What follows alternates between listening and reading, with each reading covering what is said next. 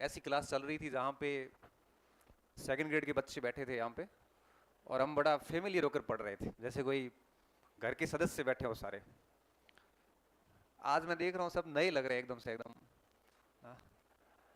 अच्छा, मैं बात को शुरू करूँ उससे पहले मैं आप सभी का संस्था में स्वागत करता हूँ, और बहुत बहुत आपको शुभकामनाएं कि मानस बनाया आपने तैयारी का।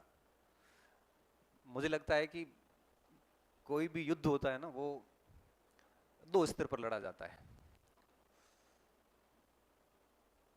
ये बहुत अच्छे अच्छे लेखकों ने भी लिखा, जीवन में सफल लोगों ने भी इस बात को कहा कि कोई भी युद्ध हो, वो युद्ध जीवन निर्माण से संबंधित भी हो सकता है,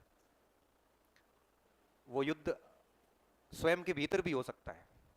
कई बार हो रहा था ना, सब कुछ अपने खिलाफ चल रहा होता है, फिर भी हम अपने आप को रोक के बैठे होते हैं, ये भी एक युद्ध है।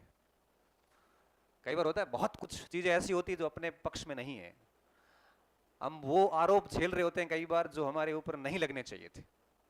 हम अंदर ऐसी लड़ाइयां लड़ रहे होते हैं जिसके हम हकदार नहीं है, फिर भी हम शांत है क्योंकि हमारा समय ठीक नहीं है। ये भी एक युद्ध है। खुद को रोक के रखना बड़ा युद्ध है। जहर का घूंट आदमी पी जाता है और रोक देता है कि नहीं, समय सही नहीं है, शांत रहता, समय आने पे बात करेंगे। युद्ध है ये सारे। तो बहुत अच्छे लेखकों ने इस बात को लिखा, बहुत सफल लोगों ने जो जीवन में सफल हुए उन्होंने कहा कि युद्ध दो स्तर पे लड़ा जाता है। सबसे पहले ये युद्ध मन से लड़ा जाता है और फिर धरातल पे आता है। और जो मन से लड़ा जाता है, और वहां अगर आप जीत जाते हैं तो आधी लड़ाई वहीं आप जीत गए। आपके दिमाग में आ गया कि मुझे इस तरह से ये कार्य करना है, तो एक संघर्ष यहां चल रहा होता है। और जब यहां का संघर्ष क्लियर हो जाता है ना, एकदम माइंड क्लियर है कि मुझे ये चीज करनी है, तभी वो धरातल पर ठीक से उतर पाती है, अन्यथा नहीं उतरती। मैं आपको एक बात बताऊं, आपने दिमाग में कोई सोचा नहीं, कोई प्लान नहीं है, कोई योजना नहीं चल रही दिमाग में, भविष्य को लेके कोई भी आपके मस्तिष्क में कोई रूपरेखा नहीं है, आप वो कार्य कभी नहीं कर पाएंगे जिसके बारे में आपने सोचा ही नहीं है।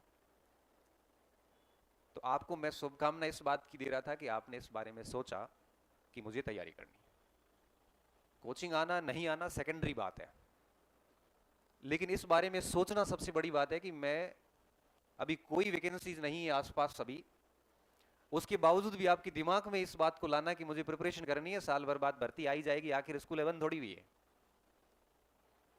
विद्यालय बंद थोड़ी हुए हैं, और कभी होंगे भी नहीं, क्योंकि भारत कल्याणकारी राज्य, वेलफेयर स्टेट है, और वेलफेयर स्टेट में शिक्षा विभाग, प्रशासन, चिकित्सा कभी भी बंद नहीं हो सकते। 2047 तक तो एटलीस्ट नहीं होंगे, क्योंकि भारत सरकार और राजस्थान सरकार ने टारगेट रखा है कि 2047 तक हम विकसित होंगे। विकसित होने के बाद ये मान लिया जाएगा कि देश के लोगों की आय बढ़ गई है, अब आपको सरकारी सिस्टम आप बंद करके सब कुछ निजी कर सकते हो। तब तक तो नहीं बंद होगी, और जब तक विद्यालय बंद नहीं होगा तब तक सीट भरनी पड़ेगी। तो आपको सबको पता है कि वैकेंसीज आएगी, ठीक है, भले आज 4 महीने बाद आओ, 6 महीने बाद आओ, 12 महीने बाद आओ, कौन से हम तैयार बैठे हैं। हम तैयार का मतलब है कि कौन सा अपना सिलेबस बढ़िया तरीके से पढ़ रखा है। तो बिना किसी वैकेंसीज के, जैसे हम सामान्य शब्दों में ऑफ सीजन बोलते हैं, उसमें अगर आप माइंड सेट भी कर रहे हैं कि वैकेंसी आएगी और मुझे प्रिपरेशन करनी है उस और, तब मैं मानता हूं कि आपका आधा काम तो हो जाता है, दिमाग की युद्ध पूरा हो गया। अब इसको धरातल पे मूर्त रूप देने की आवश्यकता रहती है शेष।